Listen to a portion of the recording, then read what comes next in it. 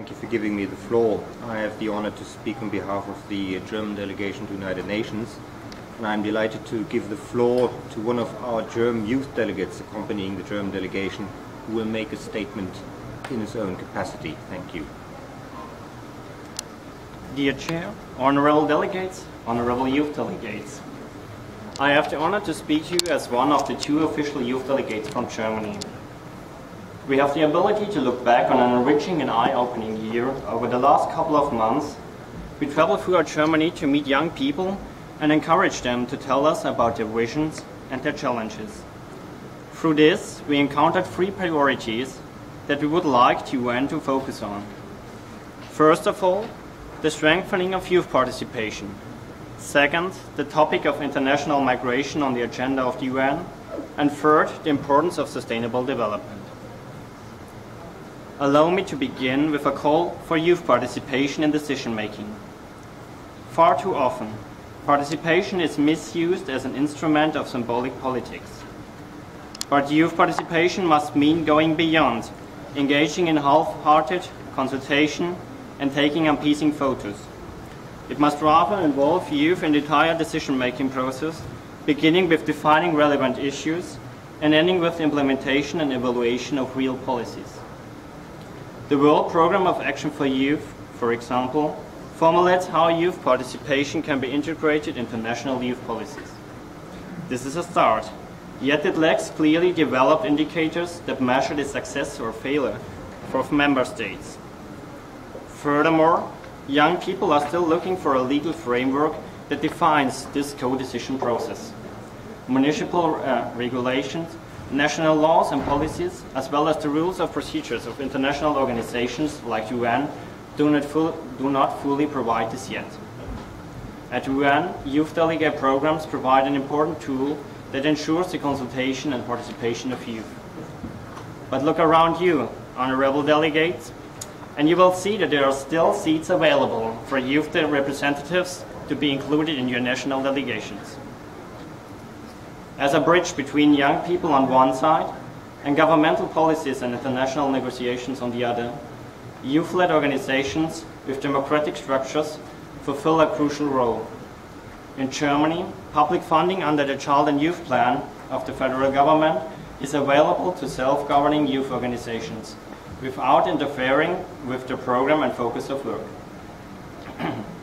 Without sufficient funding, many relevant projects designed by young people and meant for young people would not be possible.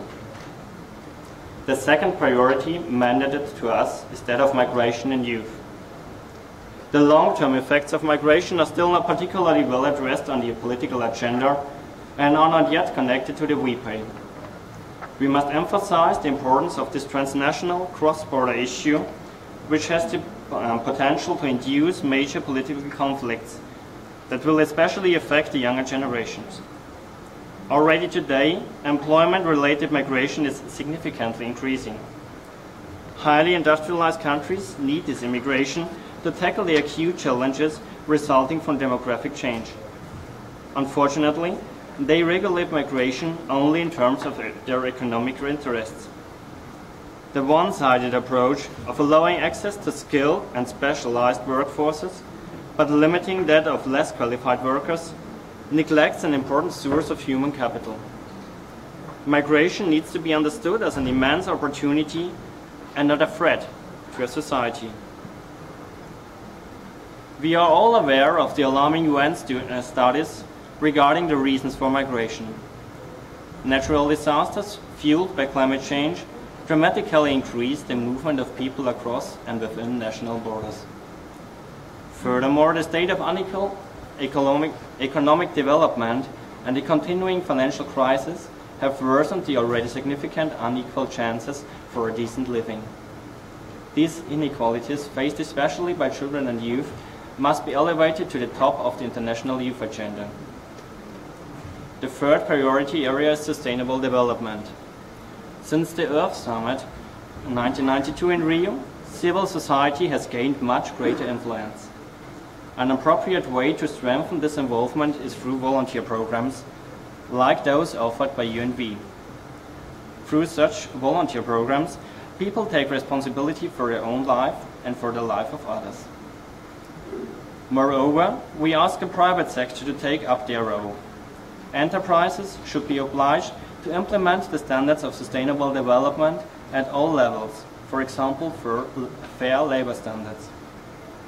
They should also invest financially in the transformations needed. But all of these efforts can only be successful if politicians set the right course. Young people demand a more comprehensive view of policies, not limited to the next round of elections. Every state should develop strategies for sustainable development, which should take into account environmental, social, and economic questions. Education for sustainable development is key as we take steps towards sustainable society. It must therefore be implemented in both formal and non-formal trainings. That's the only way we can really generate awareness and change attitudes. Political decisions taken or not taken today, whether on sustainable development or on the root causes of migration and displacement, will shape the world in which we, the youth of today, will become the adults of tomorrow. That is why heightened youth participation is needed. I hope that my statement has helped to make clear the wishes and aspirations of young people in Germany. I also hope that they will find their voices amplified and reverberated by my words here today at United Nations. Thank you.